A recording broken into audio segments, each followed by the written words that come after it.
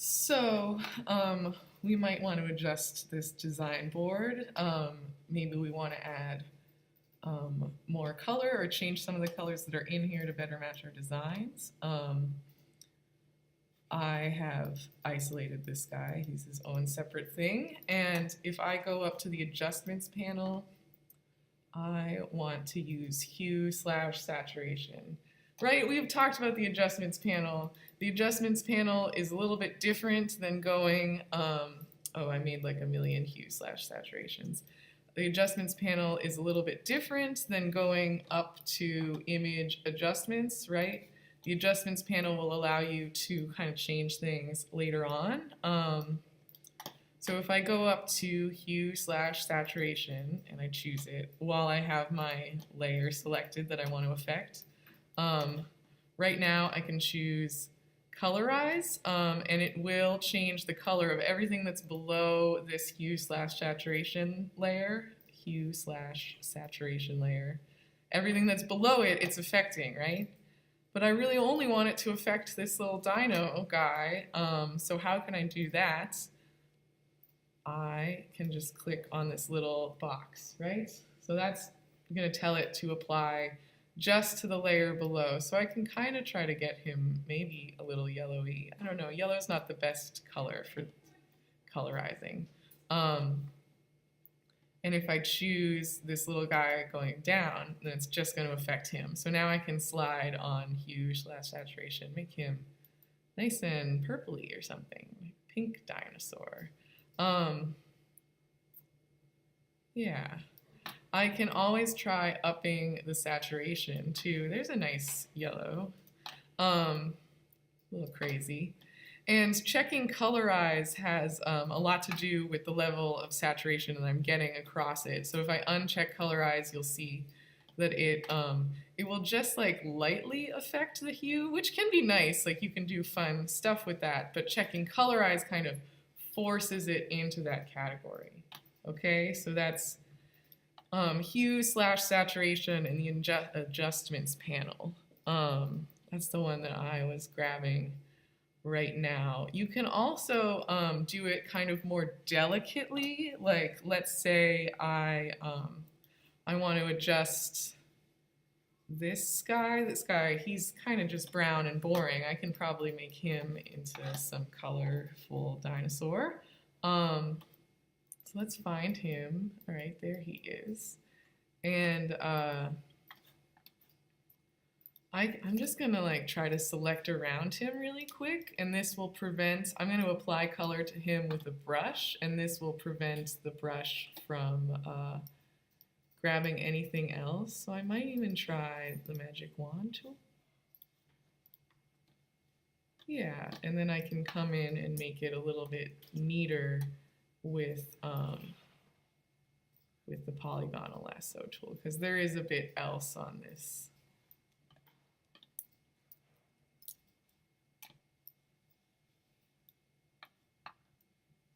And then Command-Shift inverse, and now I'm just selecting that little dino. So instead of doing it with Hue/Saturation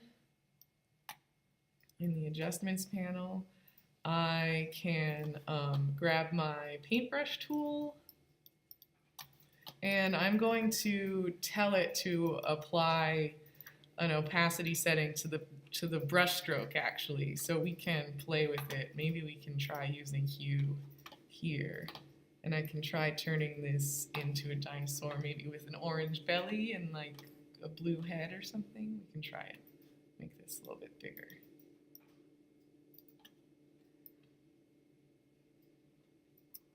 Not quite right. Oh, it's just black, that's why. So orange. It's trying.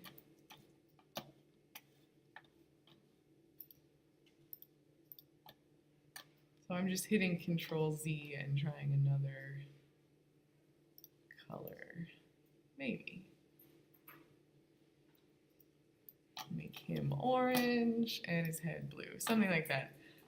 You guys kind of get the idea. You have a lot of control over your color in Photoshop. This color is maybe too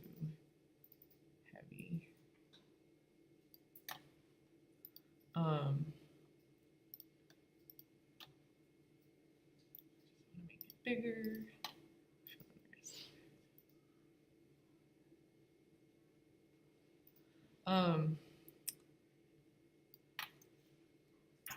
Not the cleanest job ever. Command-Alt-Z steps backwards as many times as you want in Photoshop, in case you have forgotten that, and Command-Z just like kind of toggles back and forth between what you've undone last. I would probably try doing Hue/Saturation with this guy, but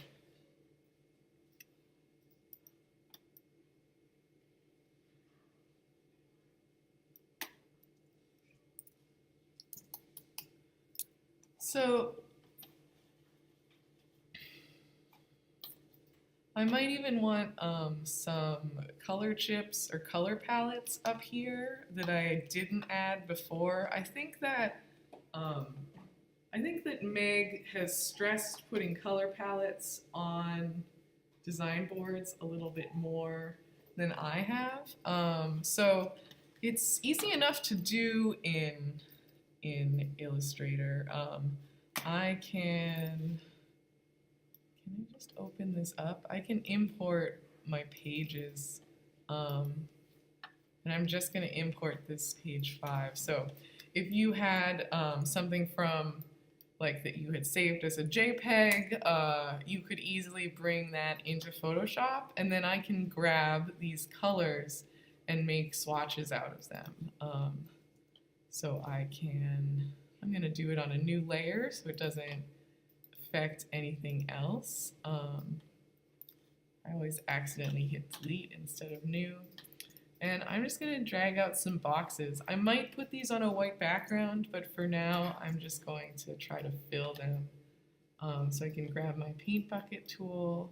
It's under my gradient tool. My paint bucket tool can turn into my eyedropper tool by holding Alt, right?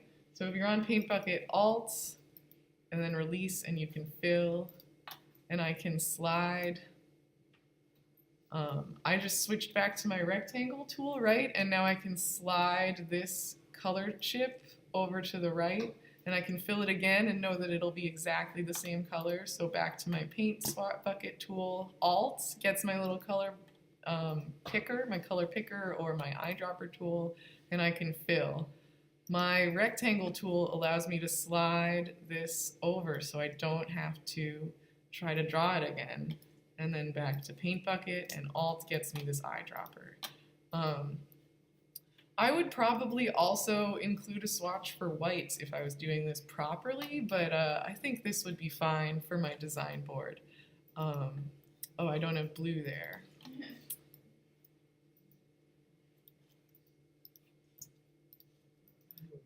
So this would be nice to add to your design boards, especially if you already had these and then the actual color palette that you ended up doing maybe didn't line up with your design board or whatnot.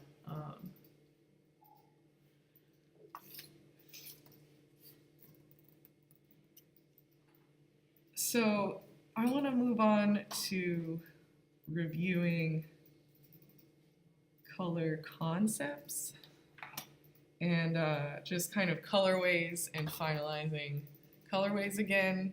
I know that we've definitely reviewed this before, so this will be a double review. So I'm just going to launch Polaroid. So we made this a couple weeks ago, and we had already done 2 colorways, but let me switch it to layout. I need a 3rd colorway. I also maybe want to kind of finesse these colorways a little bit more. Maybe I don't like them very much. So I can grab the original shape that I've made, the original tile, my original single tile that I've made, and change that colorway. Or I can I can click into one of the patterns. That's the way I'm going to do it right now. So if we edit this pattern, oh, I think I did something bad. Yeah, there we go. So if we edit this pattern, I can select everything, right? Command A or whatever, and I can choose save a copy. And save a copy will, we can even call this colorway. We'll save a version that is exactly like this, and now we have the opportunity to edit our original. Or if we want to edit that colorway 2 one, we could hit done and open that one up. It doesn't really matter. We have a copy of this one now. It's safe. And we can select all. We could either, we could come in here and magic wand tool and select, and it will select all of the yellow. Or you could select everything and come up to here and change them this way. But you always have to click on the little caret next to these swatches first and choose exact. Otherwise it does kind of weird stuff. It'll try to keep these tones where we want to be able to change the color entirely. We don't want to be held down to this kind of depth or saturation. And then you can double click in here and choose manually pick a color. And it might even be good for you guys to kind of think ahead and choose a color off of the color chart and then type the number into here. I'm not sure when we last discussed that, but those are all hexadecimal numbers on that color chart, and it's different than what you would see when you printed it. It's different on the screen than what it would be on the fabric. So you can choose colors from the fabric that's already printed over there and type them in here. It's the spoonflower color chart on the wall. So you can do that, or you can go to edit and adjust them manually this way, or you can lock the color harmonies and spin it around this, which is kind of interesting, and it keeps a lot of the values. Or I like to pick a color I like and then choose from a harmonic rule associated with it. And from there I can adjust more. Like, this is interesting, but I hate this purple. I can kind of try to grab, I don't know why this one moves with it. That's kind of interesting. Yeah, we'll unlink them. There we go. That one back. And you can always make any of these more or less saturated by adjusting down in below. So that's the Recolor Artwork tool. If you would like, you could probably find your own color spot. You could get your own color swatches in here. So let's say you've made a pattern, or you've like decided on a bunch of color swatches already. Or actually, that wasn't the right way to do that. Save swatches. Yeah. I want to add all the colors in here, but I don't think it's that straightforward in this version. There is a way to do that, but new color group.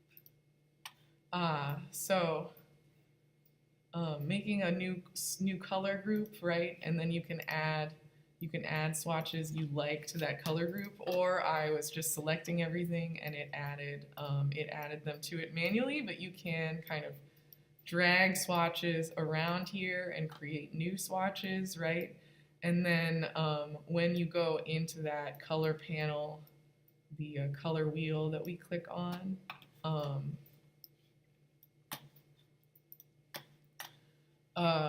you will be able to access, see we have these color groups over here. There's no great way to access just all of the standard swatches that they give you. It kind of expects you to make your own colors. Okay.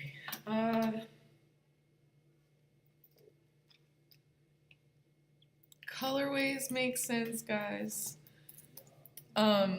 I have, you guys have started doing these because they were in my portfolio and I mentioned them. But I mentioned these to Meg, and she doesn't use them. These color swatches at the bottom of the page, or I had them underneath mine. So if you want to have these, I think it's fine. I think she said it was fine, but I think that they should just be consistent. So it's kind of up to you. They aren't a requirement.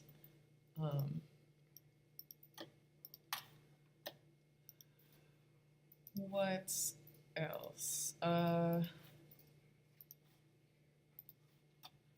think they look neat and professional, these, but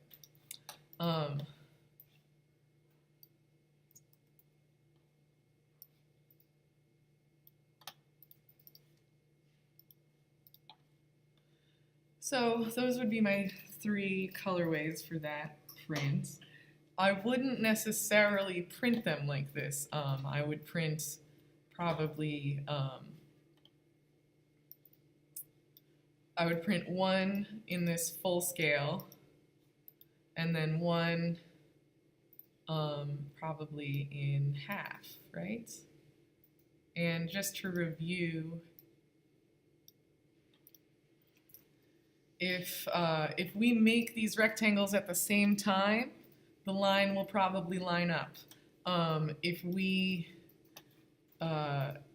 also, if we go to arrange, or sorry, transform, move, and we uncheck transform patterns, and if we also go to transform scale and uncheck transform patterns, or whatever we're going to do to adjust these, we have to make sure that in transform, these kind of transform pattern objects are unchecked. And then when we move them around, they should line up properly, because it's just going to move on kind of like a background of the pattern, like that cartoon Chowder.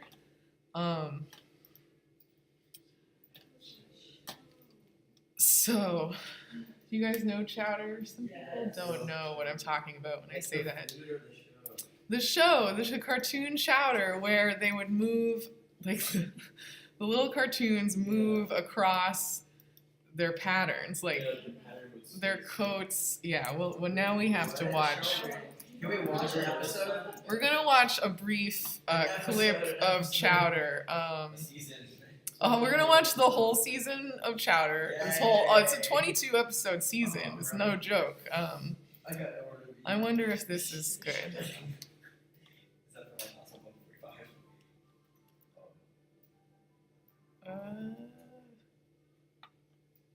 I don't know if this is going to be a good one. All right, yeah, see how his hat, well, they mix so many different animation styles, but his hat moves and the pattern doesn't move. Really? I never noticed that.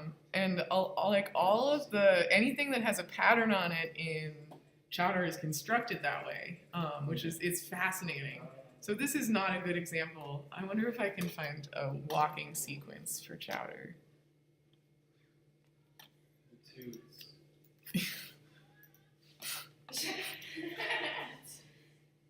Oh no. Oh no. Faster, YouTube. Faster. Oh, there it goes. Oh, see, this is just another making episode. We gotta have one where he's walking around. Anyway, this does not matter. It matters a lot. But that's what you want when you are moving these around, for things to line up perfectly on the page like this. You want them to move around like Chowder does, on top of the pattern that are on Chowder's clothes. Okay. Chowder's great because all the characters are named after food. Makes you very hungry. Okay. So that's colorways, and however you do colorways, they should be consistent across your portfolio. So if you have them printed split on one page like this, that's great. Make sure that they all do that across the portfolio. If you print them on 2 or on 3 separate pages, that's great. Just make sure that that happens across the portfolio. If I want this print to be very large, we do want to transform the patterns. We can do that. We can make it that large, but maybe on our colorways, we want to show it. See now that I've done transform and I checked transform pattern, it's scaling it smaller, right? So now when I shrink these, they're getting distorted, and that's not what we want. So we have to right click and go to transform and scale and uncheck that, and change this to just 100%. I wonder, will this one do that? Yeah. So it might be that you show the small scale in your colorways, which I think is fine. I didn't get a clear answer from Meg about that, but I think it's fine. I think that the real proper way to do it though would be to have another colorway or another page printed of this colorway and make that smaller, make that the normal scale. So that's probably like 25% or something. I have the wrong thing.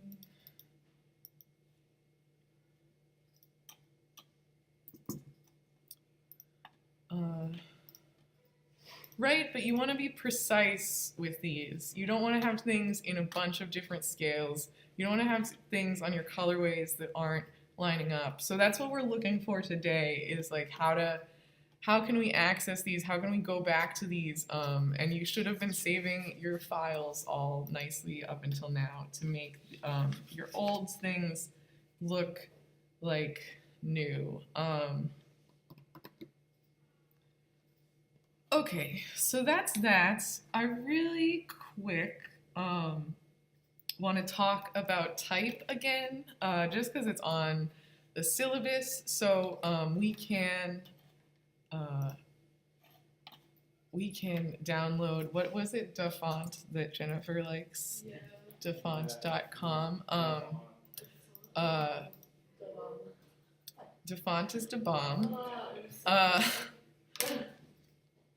Come on. And we can get kind of any sort of text here. But I wanted to address, again, just how we make this text editable. And I also wanted to address, again, if you're working with shapes that have outlines on them, how you get that to be able to work with the Pathfinder tools appropriately. So we'll just do a little, I love this one. I'm just going to download that one and install it. We'll do it on the next. This room is freezing. I have a nicer shirt on under this, and I intended to take this off, and I was like, it's not. It's not happening. Oh, yo, it was butchered. It was so windy and it hurt my face. It really Yeah, is. I watched the Lily's Past. Oh, so good. Right It was next so to my good. I apartment. want some right So now. cold and painful. Oh, there it is. I had to wait out in the cold while Noah got pods. And I lost my jewel yesterday. Ugh. Once again. Jewelation Fell on Once your a pocket. freaking yen. Fell on your pocket. Dude, The everyone damn artist red slot, I'm pretty sure. That's funny. Yeah, Okay. Why do you always do that? I'm pretty sure, because like Noah would just. Free jewel. Yeah. I would have taken it. Lots of free jewel. Jordan does. I do.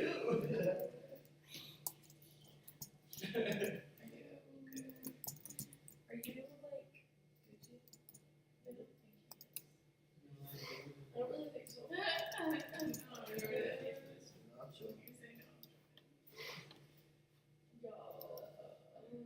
Bake my eat. Yeah. What was this one called? Or Do you challenge? know how much stuff can I run on home because it sucks here? Yeah, it does suck here. It sucks. Yeah, it's so they don't have to. Talking about. Oh my gosh, they don't know how to make what I want. They don't know how to make it. Like at all. They're Boston so- is such a adult place, but like. No, it's not. They close at 5. They It's also don't like have- dead ass. It makes me so What angry. Mission Hill? But what Mission Hill closes at 5? Yes, it does because I wanted to go there and then Yeah, it it's opened. I always wonder there at night. It's always open. I'm It's always wondering. never open. One at the like top The one, yeah. Yeah, that's open literally. Okay, so Maybe it's- we have maybe we like this this text and we want to edit it to become a little bit more unique. Like maybe we want to edit some of the text individually, but maybe we also just want to make it so that it's not like just straight up on a straight line anymore. We want to kind of fidget with that. We can expand all of it by going to text type, outlines, create outlines. And this is going to convert it just to vectors. So we learned this, one of the first things we learned in Illustrator. And from here, we could kind of make this our own. Okay, so maybe we do make some of these a little bit thicker. Like I can grab with my white selection tool, I can drag a box around half of a shape and just drag to the right, and it just makes it thicker. You know, it's not distorting it too much. That did not work. So maybe you have done this and you like what you have adjusted, and maybe you also really like it with an outline on it.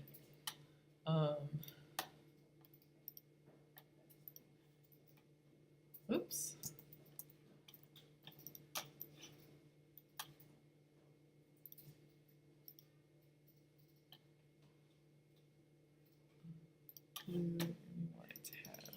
So maybe you like this kind of thick outline on it, which looks interesting. It looks nice. You can, I just want to get rid of this lump there. You can keep this outline pretty easily. So what happens if we arrange it on a background like we normally do? Is that when there's the Ghostbuster symbol. When we try to use divide on it, Yeah. That makes me mad. Like, I don't think it never freaking works. No, because I'm like, yeah, it like when you. and I'm sorry that I've addressed it kind of individually with a lot of different people, and I'm sorry if I've never quite said it out loud, or if I haven't hit it hard enough. I guess it's.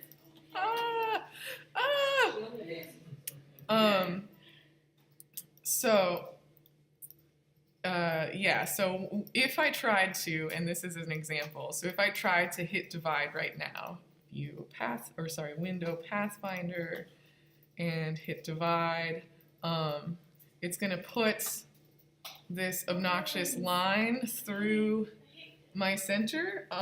So I mean, I'm sure most of you have said, oh, then you just can't use outlines, which is like a little bit easier, but we just have one extra step. So if I, what did you say? What is it? The outline of the letters. Yeah, it's the stroke. Yes, it is called the stroke. You're right. You're right. Yes, and so if we go to object, it's called expand. Expand is going to turn all of your strokes into little fills. So here I'm going to even zoom in so we can really see this. So if I zoom in, see right now, this is the stroke line, and it's got like a big thick orange line on the outside of it. If I select this shape, I should not have deselected everything else, and go to Object, Expand, Fill and Stroke. Now this is to, so now the stroke is an outline. And this still has an outline that is where the stroke was, so that's a little bit confusing, but the stroke is made of fill shapes now. And when we do that to everything,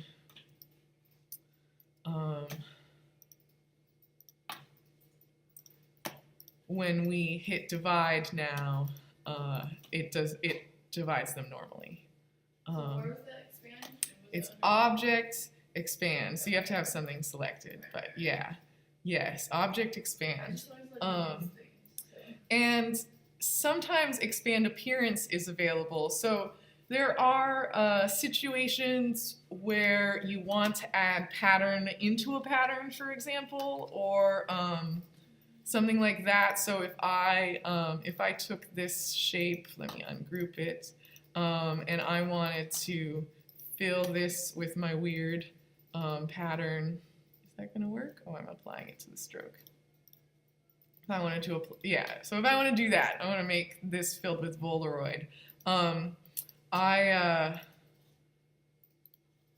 can't then grab this and go to edit, define pattern, or sorry, object pattern make. I get confused because patterns cannot contain anything painted within a pattern. That's so upsetting.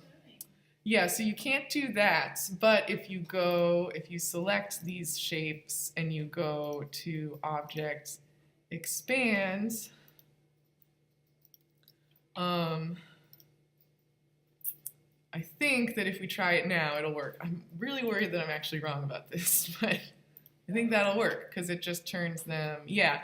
The problem is that it's going to start taking like a million years to do everything because each of those shapes is now made up of like a million other shapes, even though we can't see them. Like if we ungrouped those and unclipping masked these shapes, see, it is gonna work. It's just gonna take its time. So there it is. Why did they all disappear? I did not include those in my selection because I was afraid of the amount of time that it would take. The reason being that let's isolate this guy. If we click into this guy, so we enter isolation mode, we can see all of these individual weird pieces that it's made up of. And then if we keep clicking into it, we'll eventually be able to see the whole shape of the pattern that it's made up of. So like all of these shapes are still in this little tiny T. So that's why this ends up taking a long time and why it's really not super recommended, but it is there. If you did it with a really simple pattern, like a polka dot or something, all of that would probably be fine. But it is an option. Okay, so that's texts and stuff and lines.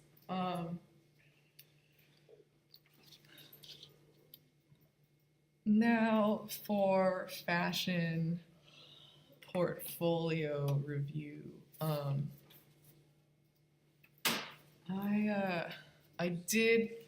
We didn't talk about this last class, right? Or did we? No.